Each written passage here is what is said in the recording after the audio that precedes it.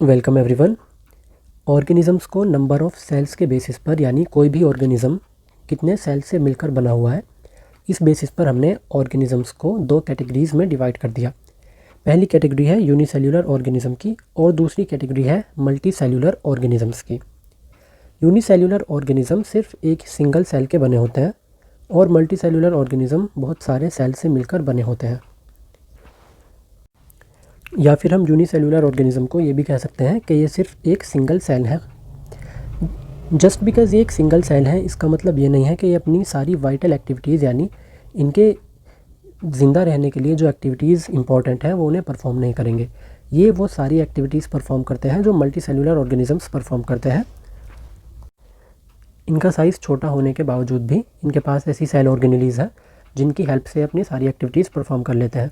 ऐसे ही multi cellular organisms में काफ़ी सारे टिश्यूज़ भी होते हैं, ऑर्गन्स और ऑर्गन सिस्टम्स भी होते हैं हायर एनिमल्स में, तो वो भी अपने लाइफ को सस्टेन करने के लिए जितने भी इंपॉर्टेंट फंक्शन है उन सबको परफॉर्म करते हैं। यूनिसेल्युलर ऑर्गेनिज़म का एग्जांपल है जैसे कि अमीबा, पैरामीशियम और क्लोमाइडोमोनाज। जैसे कि हम इस पिक्चर में देख सकते हैं, ये अमीबा का स्ट्रक्चर बना हुआ है जो कि खुद एक सिंगल सेल है, और ये ग्रीन पार्ट जो हमें दिख रहा है ये एक फूड पार्टिकल है। जब अमीबा को एक फूड पार्टिकल इंजेस्ट करना होता है तो वो अपने प्लाज्मा मेम्ब्रेन को शेप चेंज करके एक फॉल्स फीट बनाता है जिसे हम स्यूडोपोडिया कहते हैं, और उसकी हेल्प से वो उस फूड पार्टिकल को एनगल्फ कर लेता है और उसके सारे न्यूट्रिएंट्स को डाइजेस्ट करके जितना भी वेस्ट मटेरियल है उसे एक्सक्रीट कर देता है। एक्सक्रीशन के लिए उसके पास एक वैक्यूल होता है जिसे हम कॉन्ट्रैक्टाइल वैक्यूल कहते हैं। वो सभी जो एक्स्ट्रा वाटर सेल के अंदर प्रेजेंट है और जितने भी अनडाइजेस्टेड फूड पार्टिकल्स हैं उन सबको कलेक्ट करके भी बॉडी के आउट ऑफ द बॉडी उसे थ्रो कर देता है। तो सिंगल सेल होने के बावजूद भी अमीबा मूवमेंट भी शो कर रहा है, डाइजेशन भी शो कर रहा है, सारी एक्टिविटीज़ शो कर रहा है। ऐसे ही पैरामीशियम को जब मूव करना होता है तो उसकी बॉडी पर बहुत छोटे छोटे हेयर जैसे स्ट्रक्चर बने होते हैं जिन्हें हम सीलिया कहते हैं। तो सीलिया के कोऑर्डिनेटेड मूवमेंट की हेल्प से वो मूवमेंट शो करता है। नीचे जो पिक्चर है ये है क्लेमाइडोमोनास की। क्लेमाइडोमोनास एक एल्गी है, यूनिसेल्युलर एल्गी, ये भी एक सिंगल सेल से बनी हुई है, और इसमें जो ये वायर जैसे स्ट्रक्चर हैं तो इन्हें हम फ्लैजला कहते हैं। इन फ्लैजला को मूव करके क्लेमाइडोमोनास मूवमेंट शो कर देता है। इन्हीं की हेल्प से ये एक प्लेस से दूसरे प्लेस पर जाता है। मल्टी सेल्युलर ऑर्गेनिजम्स के एग्जांपल हैं जैसे प्लांट्स हो गए हमारे, एनिमल्स, और मल्टी सेल्युलर फंगाई, और भी बहुत सारे एग्जांपल्स इसमें हम दे सकते हैं। मल्टी सेल्युलर ऑर्गेनिजम्स में बहुत सारे सेल इकट्ठा होकर एक टिश्यू बना लेते हैं, और फिर वो टिश्यू इकट्ठा होकर एक ऑर्गन बना लेते हैं, और ऑर्गन इकट्ठा होकर ऑर्गन सिस्टम बना लेते हैं। तो ये रिस्पेक्टिवली अपना अपना काम करते हैं। एक टाइप के टिश्यूज़, यानी जो सेल का एक समूह है, ग्रुप है, वो किसी एक टाइप के फंक्शन करने के लिए स्पेशलाइज होते हैं। जैसे कि जब मल्टी सेल्युलर ऑर्गेनिज्म में हम हायर एनिमल्स की बात करें जैसे ह्यूमन बींग्स है और भी अदर एनिमल्स हैं, तो वो मूवमेंट के लिए मसल्स का यूज़ करते हैं। अगर हम एक मसल को माइक्रोस्कोप के अंदर ऑब्जर्व करें तो हम देखेंगे कि वो बहुत सारे लंबे लंबे मसल फाइबर्स की बनी होती है। मसल फाइबर्स को हम मसल सेल भी कहते हैं। ये इलोंगेटेड सेल्स होते हैं, काफ़ी लंबे सेल्स होते हैं ये। इन्हीं के कॉन्ट्रैक्शन से, जब ये सेल्स कॉन्ट्रैक्ट करते हैं तो इनके कॉन्ट्रैक्शन से हमारी बॉडी में मूवमेंट होता है। तो जो हायर एनिमल्स में मूवमेंट है वो मसल्स की वजह से है, जो कि छोटे छोटे मसल फाइबर्स या फिर मसल सेल्स के मिलके बने हुए हैं। तो हमने मूवमेंट का एग्जांपल लेकर देखा कि यूनिसेल्युलर और मल्टी सेल्युलर दोनों ही टाइप के ऑर्गेनिजम्स मूवमेंट शो कर सकते हैं। उनके साइज़ पर ये डिपेंड नहीं करता कि यूनिसेल्युलर ऑर्गेनिज्म का साइज़ छोटा है तो वो मूवमेंट नहीं कर पाएंगे। छोटा साइज़ होने के बाद भी वो अपने सारी लाइफ की एक्टिविटीज़, जो वाइटल एक्टिविटीज़ हैं, उन्हें परफॉर्म करते हैं। नेक्स्ट टॉपिक अब हम पढ़ेंगे division of labour. Living organisms के अंदर चाहे वो यूनिसेल्युलर हो या मल्टी सेल्युलर, बहुत सारी एक्टिविटीज़ परफॉर्म की जाती हैं, और इन डिफरेंट एक्टिविटीज़ को परफॉर्म करने के लिए उनकी बॉडी के कुछ पार्ट स्पेशलाइज्ड हैं, यानी कि उनकी बॉडी के कुछ पार्ट एक टाइप की एक्टिविटी करने के लिए स्पेशलाइज हैं, यानी वो उस एक्टिविटी को ज़्यादा अच्छे से परफॉर्म करते हैं, और बॉडी के कुछ और पार्ट्स एक दूसरे टाइप की एक्टिविटी करने के लिए स्पेशलाइज है। तो डिवीज़न ऑफ लेबर जो है ये यूनिसेल्युलर और मल्टी सेल्युलर ऑर्गेनिजम्स में दोनों में ही देखने के लिए मिलता है। अगर हम यूनिसेल्युलर ऑर्गेनिजम्स की बात करें तो यूनिसेल्युलर ऑर्गेनिजम्स में काफ़ी सारी सेल ऑर्गेनेल्स पाई जाती हैं, जैसे कि राइबोसोम्स, जो कि प्रोटीन सिंथेसिस करता है, यानी प्रोटीन बनाता है। ये जो पिक्चर हम देख रहे हैं ये एक राइबोसोम का स्ट्रक्चर है। और माइटोकॉन्ड्रिया जो एनर्जी सप्लाई करता है पूरे सेल को, इसे सेल का पावर हाउस भी कहते हैं। इसके बारे में डिटेल में हम आगे पढ़ेंगे। और क्लोरोप्लास्ट, जो कि स्पेसिफिकली प्लांट सेल्स में ही पाया जाता है, ये फोटोसिंथेसिस परफॉर्म करता है, जिसकी हेल्प से प्लांट्स अपना फूड बनाते हैं ग्लूकोज की फॉर्म में।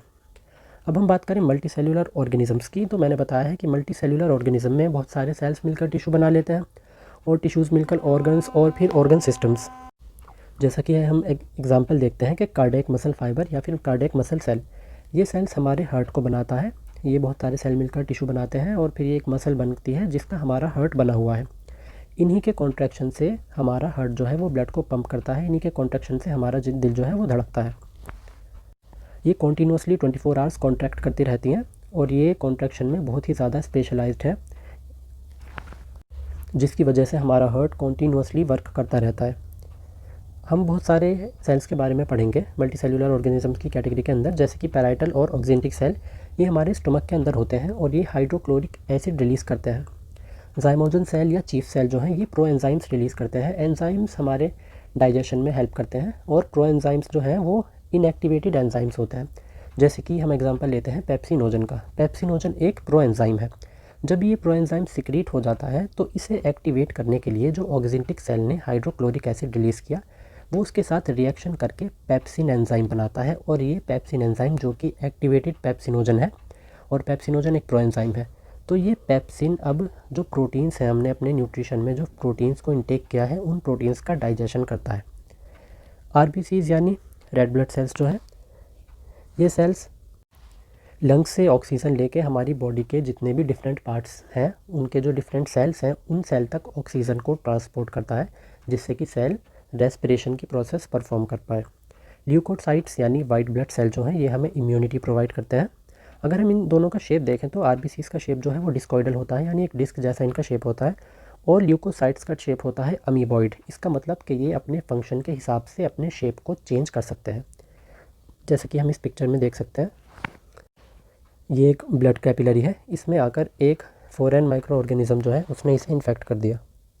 ये माइक्रो ऑर्गेनिज्म कोई भी वायरस या बैक्टीरिया कुछ भी हो सकता है। तो जिससे कि हमारी बॉडी को इन्फेक्ट ना करे, इसे किल करने के लिए ल्यूकोसाइट अपना शेप चेंज करेगा और हमारी ब्लड कैपिलरी के सेल से स्क्वीज़ होता हुआ जो भी ये बैक्टीरिया है इसे एनगल्फ कर लेगा, इसे खा लेगा और इसे डिस्ट्रॉय कर देगा। तो ये ऐसे हमें इम्यूनिटी प्रोवाइड करता है और इसका शेप अमीबॉइड है, यानी कि अपने शेप को चेंज कर सकता है, उसे स्क्वीज़ कर सकता है। दूसरा सेल है नर्व सेल। नर्व सेल एक इलोंगेटेड है, यानी ये शेप में थोड़ा लंबा है और ये एक फिक्स्ड शेप का है, ये अपना शेप चेंज नहीं कर सकता। और नर्व सेल हमारे नर्वस सिस्टम में पाया जाता है और ये इलेक्ट्रिकल सिग्नल्स जो हमारे ब्रेन में और नर्वस सिस्टम में, जिन इलेक्ट्रिकल सिग्नल्स की वजह से हम अपने आसपास की चीज़ों को सेंस कर पाते हैं, ये उसमें हमें हेल्प करता है, उन्हीं इलेक्ट्रिकल सिग्नल्स को ही ट्रांसमिट करता है। नेक्स्ट है हमारे स्मूथ मसल सेल। ये जो हमारे वाइसरल ऑर्गन्स हैं, यानी हमारे जो ज़रूरी ऑर्गन्स हैं बॉडी के अंदर, उनकी वॉल पर पाया जाता है। जैसे कि मैं एग्जांपल लूँ स्मॉल इंटेस्टाइन का, तो ये स्मॉल इंटेस्टाइन की वॉल पर पाया जाता है। तो जब हमारा फूड डाइजेस्ट होता है तो उस फूड को मूवमेंट की ज़रूरत पड़ती है, उसे हमारे डाइजेस्टिव सिस्टम में मूवमेंट की ज़रूरत पड़ती है। तो उसका मूवमेंट कराने के लिए ये स्मूथ मसल सेल्स जो है ये कॉन्ट्रैक्ट होते हैं, जिसकी वजह से वो फूड हमारे डाइजेस्टिव सिस्टम में मूव हो पाता है डाइजेशन के लिए। नेक्स्ट सेल है फैट सेल, या फिर इन्हें एडिपोसाइट भी कहा जाता है। ये हमारी बॉडी में फ़ैट को स्टोर करते हैं। जितना भी फ़ैट हमारी बॉडी में होता है वो एडिपोसाइट्स की वजह से ही है। ये सारे फ़ैट को अपने अंदर स्टोर कर लेते हैं और जब हमें एक्स्ट्रा एनर्जी चाहिए होती है तो उसी फ़ैट को बर्न करके वो एनर्जी हमें मिलती है।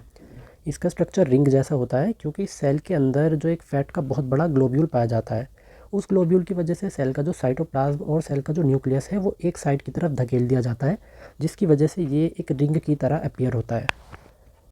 नेक्स्ट सेल है ओस्टियोसाइट या बोन सेल। ये हमारी बोन्स के अंदर पाया जाता है। जैसा कि हम इस पिक्चर में देख सकते हैं, एक बोन का स्ट्रक्चर है। बोन कैल्शियम के मैट्रिक्स से बनी हुई है और उस मैट्रिक्स के अंदर कुछ खाली स्पेसेस पाए जाते हैं जिन्हें हम लेक्यूना कहते हैं। वो खाली स्पेसेस एक दूसरे से जुड़े हुए हैं कुछ चैनल्स के थ्रू। उन चैनल्स को हम कहते हैं कैनालिक्युलाए। अब इन लेक्यूना के अंदर हमारा जो है ओस्टियोसाइट वो प्रेजेंट है और ये कैनालिक्युलाए के थ्रू जो है अपने दूसरे सेल्स से कनेक्टेड है। कुछ प्रोसेसेस के थ्रू कुछ धागे जैसे स्ट्रक्चर इनसे निकलते हैं जो दूसरे ओस्टियोसाइट से इन्हें कनेक्ट करते हैं। इन्हें हम ओस्टियोसाइट की प्रोसेस कहते हैं। ये एक दूसरे से कनेक्टेड रहते हैं, जिसकी वजह से ये न्यूट्रिएंट प्रोवाइड कर सकें अपने आसपास वाले सेल्स को।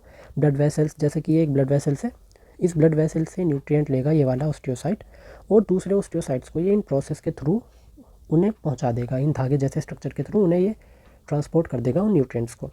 तो जैसा कि हम देख रहे हैं कि इन सेल्स ने अपना शेप चेंज कर लिया अपने फंक्शन की वजह से, यानी जो फंक्शन इन्हें परफॉर्म करना था न्यूट्रिएंट को ट्रांसपोर्ट करने का, उसकी वजह से इन्होंने अपना शेप चेंज कर लिया। तो हम ये भी कह सकते हैं कि सेल का जो साइज़ या उसका शेप है वो उनके फंक्शन पर भी डिपेंड करता है। नेक्स्ट सेल है जर्म सेल्स। ये सेल्स रिप्रोडक्शन में हेल्प करते हैं। फीमेल जर्म सेल्स ओवम है और मेल जर्म सेल्स स्पर्म। ये इनके स्ट्रक्चर हैं जैसे कि हम इस पिक्चर में देख रहे हैं। और ये जो फाइनल डायग्राम है इसमें हमारी एनसीईआरटी बुक में इन सेल को कैसे दिखाया गया है वो सारे डायग्राम्स इसमें हैं। जैसे कि है स्मूथ मसल सेल, और ये ब्लड सेल्स हैं, आरबीसीज इसमें ये वाले हैं, और ये है ल्यूकोसाइट्स। ये एक नर्व सेल है, ये एडिपोसाइट या फिर फैट सेल, ये एक बोन सेल है। इसमें जो हम ये धागे जैसे स्ट्रक्चर देख रहे हैं ये इसकी ऑस्टियोसाइट की प्रोसेसेस है, और ये हमारे जर्म सेल भी इसमें काफ़ी अच्छे से विजिबल है।